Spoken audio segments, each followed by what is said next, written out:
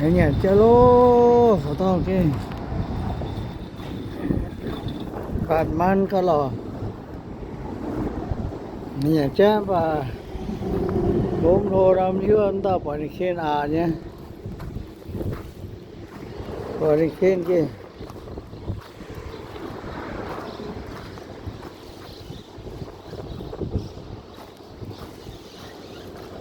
cha nhiều nè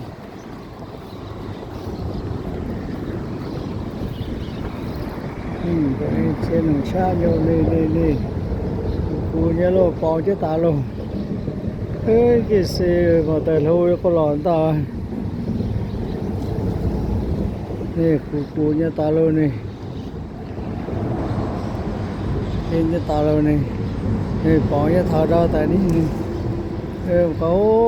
ta lôi lò có cái lò mà cái giáp nhân đâu mà cái nè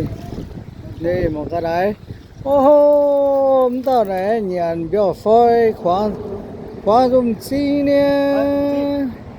một cái này ha nói mình khoáng chi này đấy